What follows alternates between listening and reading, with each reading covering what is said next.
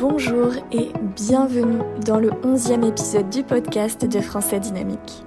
Le podcast qui va te faire améliorer ton français sans même t'en rendre compte. Je m'appelle Agathe, je suis professeure de français passionnée et dans l'épisode d'aujourd'hui, on retrouve Grace pour la deuxième partie. Le premier épisode était assez long, donc j'ai décidé de couper l'épisode en deux. Rappelle-toi, comme d'habitude, que tu peux télécharger le PDF pour me montrer ton soutien et aussi améliorer ton français. Je te laisse tout de suite avec la deuxième partie. Donc, tu parles plusieurs langues. On peut un peu les diviser, non? Tes langues en langue asiatique et langue plutôt latine, on va dire ça, plus ou moins. Ouais. Du coup, tu as commencé à apprendre des langues asiatiques, tu en parlais déjà de naissance, mais c'était plus facile pour toi le fait de parler ce type de langue pour parler les autres langues. Et pareil, quand tu as commencé à apprendre les langues latines, c'était plus facile après pour toi d'apprendre l'espagnol ou le portugais ou l'italien peut-être aussi? Ou... En fait, par exemple, l'anglais vraiment m'aidait d'apprendre le français. Et après apprendre le français m'a vraiment aidé à apprendre l'espagnol et l'espagnol m'a aidé à apprendre le français. Ça, c'est connecté comme ça. Mais les langues, ça, par exemple, le thaïlandais n'a rien à voir avec des autres langues. Okay. Tu vois? En fait, une thaïlandaise, apprendre le coréen est super difficile. C'est peut-être l'anglais est plus facile qu'apprendre le coréen. C'est être une langue asiatique n'a rien à voir avec apprendre plus vite. Mais ce que tu m'as dit, que si on apprend plusieurs langues, ça devient plus facile ou non? Je pense que c'est vrai. Dans le cas de langue latine, oui. Et aussi, dans un autre sens, je voulais dire que mentalement, tu es prête de se combattre. Oui. OK, maintenant, je vais apprendre ça. OK, tu vois, après deux mois, je suis dans le niveau A1 parce que je sais déjà c'est quoi ça A1. Et toi, OK, c'est pas trop moche. Ouais, ça va. Encore, ça va. Et tu vas juste aller un petit peu. Et tu vas pas avoir un false expectation. Comment un faux. Par exemple, OK, je voulais apprendre ce langue dans un mois, mais c'est pas possible, tu vois. Mais tu vois, parce que tu sais déjà que une langue va prendre beaucoup de temps, mais même si tu peux parler. Mais moi, je prends le français, ça fait plusieurs années, mais je peux pas parler couramment. Mais ça va, tu vois, c'est pas trop grave. Et tu arrives à garder toutes ces langues-là, tu arrives toujours à pratiquer. En fait, tu as commencé à apprendre, tu continues toujours à les parler. C'est ça qui est extraordinaire, c'est que tu parles peut-être 10 langues étrangères et tu arrives à les pratiquer toujours. En fait, à 8 ans avant, j'ai travaillé dans une entreprise et j'ai arrêté pour devenir une professeure full-time parce que j'ai pas le moyen de maintenir mes langues sans enseigner. Parce que je voulais que ma vie soit juste enseigner et apprendre des langues. Parce que pour maintenir une langue, il faut utiliser. Il faut même pas parler, mais il faut lire, il faut avoir l'accès aux langues. Par exemple, le coréen, j'ai parlé très bien et j'ai travaillé comme un interprète de thaïlandais, de coréen pendant 6 ans. Et j'ai arrivé à nouveau, c'est juste, je pense que natif, mais après, je pense que 5 ans sans utiliser, une personne m'a demandé, Grace, c'est quoi le mot pour livre? Un livre. Oui, un livre. Mais je dis, je sais plus, tu vois, parce que j'ai oublié. Mais ça va de revenir facilement. Il faut pas être trop démotivé. Ça va. Ouais.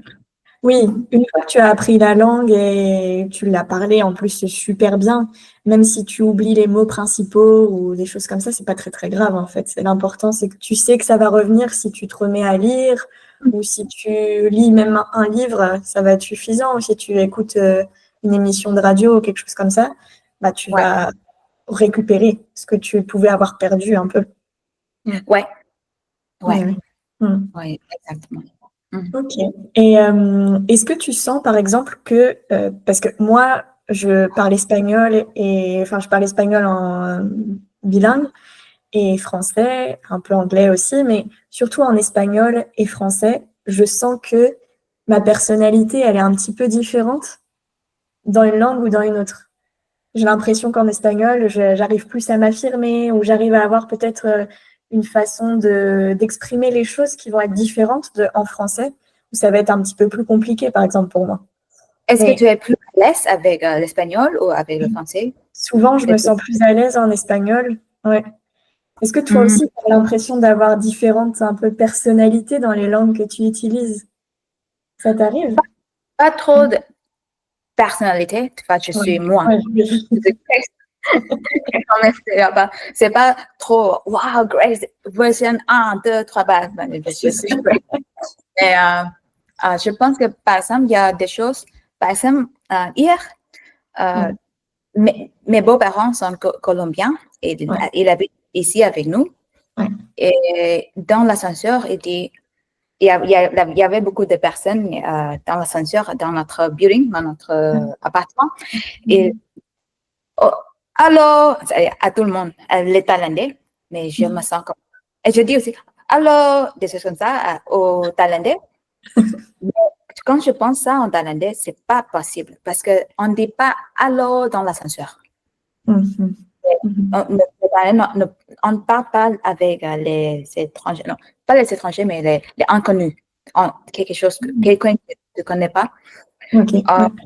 Ouais, et ça m'a aussi, j'aime bien cette culture, tu vois, de dire bonjour, mais dans ce sens-là, c'est différent. Je suis différente, je suis plus ouverte avec l'espagnol. Moi aussi, je me sens très, très à l'aise avec l'espagnol parce que j'aime bien dire de l'histoire intéressante de ma vie en espagnol, mais en thaïlandais, je ne sais pas trop parler de ma vie, même si c'est ma langue maternelle, parce qu'avec mes parents, je ne parle pas de ma vie. Parce que peut-être ma famille aussi, c'est aussi la culture asiatique qui m'a pas aidé à être à l'aise avec les adultes. Parce que dans la culture asiatique, tu dois respecter. Et ma mère m'a enseigné, toujours m'a dit, Grace, d'être un enfant plus jeune, il faut écouter les adultes. Il faut écouter avant de parler, tu vois. Mais dans la culture, l'espagnol, le colombien, tu peux parler, tu vois. Oui. Je suis pas d'accord avec toi. Oui, tu dis ce que tu penses. En thaïlandais, ça va pas. Tu peux pas dire, je suis pas d'accord avec toi. Si tu dis ça, il faut dire, je suis adulte. Oui. Je suis plus âgée que toi. C'est ça.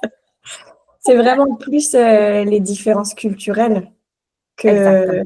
Oui, c'est pas vraiment le fait de changer de type de personne, non, mais vraiment le fait de s'adapter aux différents pays dans lesquels on est ou où on parle. Et dans ton cas, c'est vrai que tu es vraiment en contact tout le temps avec la culture colombienne. Donc, je pense que ça aide aussi beaucoup à ce que tu puisses, dans une langue, te sentir effectivement plus à l'aise et dans une autre, comme tu as toujours été aussi. Mais ouais.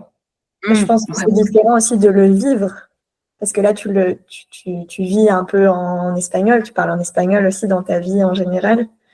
Donc, c'est peut-être différent, par exemple en japonais, peut-être que tu ressens pas cette chose-là, je pense, parce que tu la vis pas vraiment, non?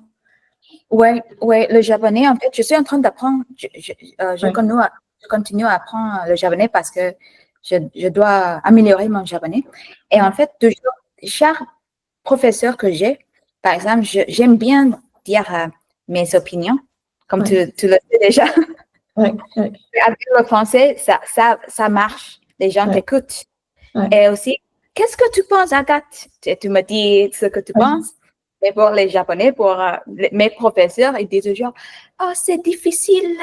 C'est c'est difficile. Ouais. Mais ils voulaient pas dire sa propre opinion. Ils n'ont pas opinion. Hmm. Ouais. Hmm. Mais en japonais aussi, je pense que je vais pas avoir trop d'opportunités de parler de mon opinion. En fait, Ouais. j'ai vraiment d'amis japonais. Hmm. C'est que l'apprentissage avec un professeur et moi et avec YouTube et tout ça. Mhm.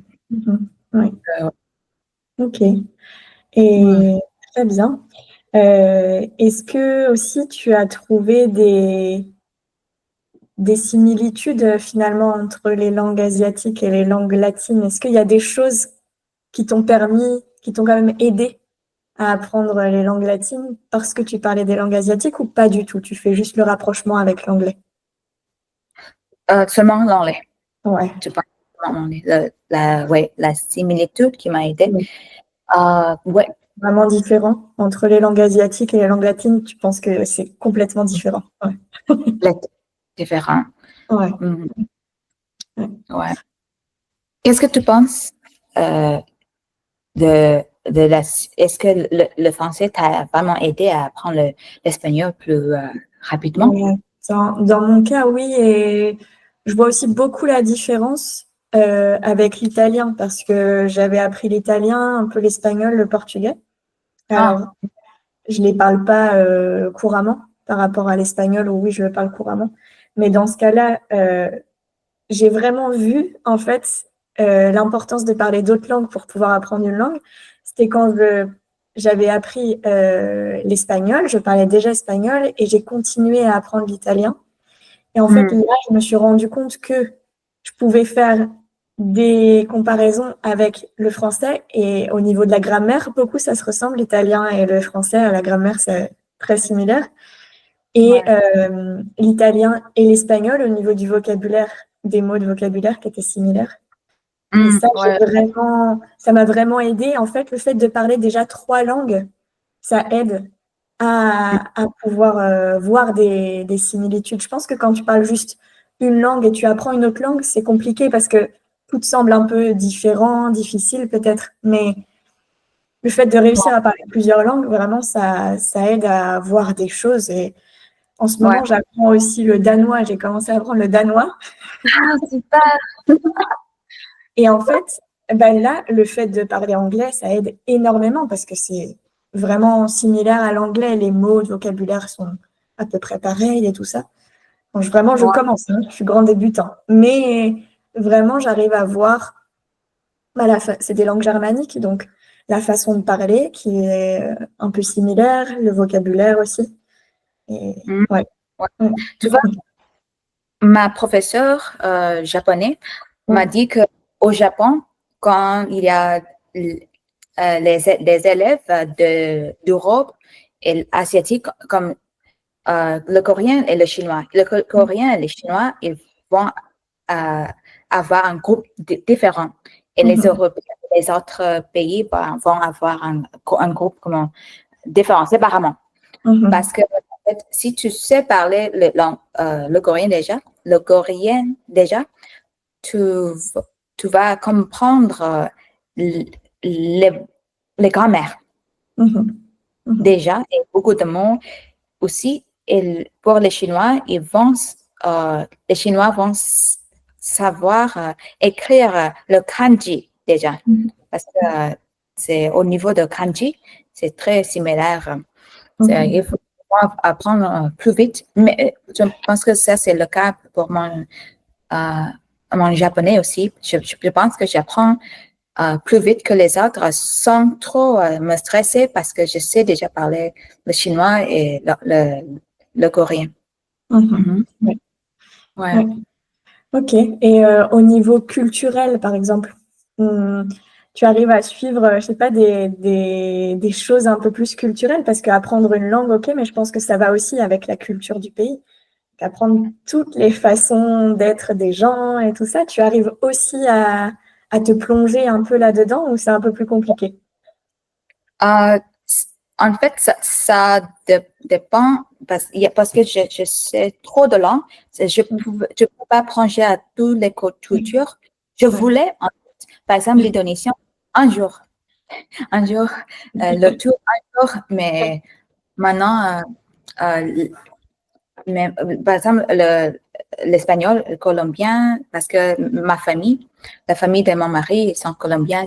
J'ai beaucoup d'opportunités de me plonger dans une culture différente. Ouais. Et aussi pour maintenant seulement pour l'espagnol. Ouais.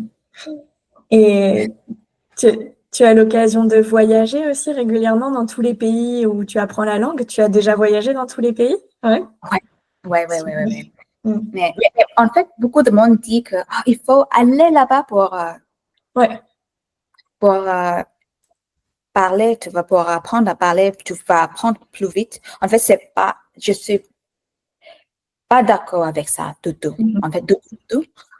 Parce que plusieurs fois, si tu comprends rien, si tu vas aller à zéro et tu vas arriver dans un pays que tu sais pas parler, ils vont commencer à parler en anglais ou si ça pas parler, ils vont pas parler avec toi. Oui. Mais si tu sais parler un peu niveau débutant, tu peux apprendre un peu plus. Et si tu peux lire déjà, tu peux apprendre, tu vas automatiquement en lisant les plaques, tu vois, Les panneaux. Ouais. les Mhm. panneaux. Je pense que c'est mieux, en fait, Mhm. d'apprendre avant d'y aller. En fait, Ouais. sauf le portugais, j'ai appris le portugais au Brésil, par hasard, en fait, à cause de tout ça. Mais les autres langues, j'ai appris à plusieurs années avant d'aller, Mhm. Mhm. d'être dans le pays. Ouais. Ouais. Et pour toi, c'est important d'aller dans le pays pour t'imprégner justement de tout ce qu'il y a. C'est un peu un objectif. Quand tu apprends la langue, tu sais, et après tu vas dans le pays. Ouais, c'est ça. Ouais. Ça, c'est quelque chose ça va, et ça va t'aider à avoir plus de motivation aussi. Un jour, je vais aller ici. Ouais. Ok. Ouais. Super. Je ne sais pas si tu veux rajouter autre chose ou est-ce que tu veux donner des conseils peut-être un peu pour terminer ou je ne sais pas exactement. Ouais. Je pense que une chose, je t'ai déjà dit, qu'il faut avoir le contrôle de ton étude. Il ne faut pas dire au professeur, je crois que tu sais plus que moi. Non, ça, c'est pas bon. Mais si tu veux apprendre son kit, son structure, en fait, ça va prendre plus de temps que normal, mais ça va fonctionner quand même. En fait, peut-être que ça va te prendre 4 ans, mais si tu apprends avec quelqu'un qui sait, comment, avec moi, ça va peut-être dans 1 an, mais en fait, dans peut-être 4 ans, tu vas apprendre comment apprendre Ouais. aussi. Ce que je voulais dire, c'est beaucoup de monde, en fait, ils ont l'argent, ils font moyen de payer quelqu'un, mais ils disent non, je voulais pas, mais je préfère acheter mon nouveau sneaker, tout ça, des choses comme ça. Mais je pense que les langues sont très importantes parce qu'il va t'amener à un endroit que tu n'aurais jamais imaginé. Et beaucoup de personnes que tu n'aurais jamais été capable d'imaginer que tu vas avoir l'opportunité de connaître. Pourquoi c'est quelque chose de très important. Si tu as des moyens de payer, il faut payer. Si vraiment tu n'as pas de moyens, il faut commencer sans trop regarder sur YouTube comment apprendre. Ouais. Il faut juste commencer, mais peut-être ça va te prendre 4 ans au lieu de 1 an ou 2 ans, mais ça va, au final, ça va fonctionner. Tu vas être capable de parler quand même. Ouais. Super, c'est un très bon conseil. Ouais. En fait, j'ai un ami qui dit, Grace, j'ai lu ce livre. Il m'a apprendre le thaïlandais avec moi. Ouais. Ça fait un peu, mais il dit, j'ai lu ce livre, un gros livre, comment apprendre des langues. Mais je sais pas, déjà, tout le monde, quatre cours avec moi, mais il n'a pas pratiqué, il n'a pas vraiment plongé dans la langue,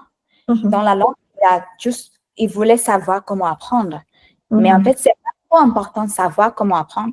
Il faut apprendre, je pense. Ouais. Directement, il faut se mettre dans la langue et commencer à écouter, regarder plein de choses, des vidéos. C'est vrai que maintenant, on a énormément de possibilités d'apprendre gratuitement aussi. Donc, il faut profiter, je pense, de tout ça. Si on veut vraiment apprendre les langues, on peut. Oui. Je pense que si j'avais l'Internet, YouTube et tout ça maintenant, et, j'aurais été capable de parler plus de langues.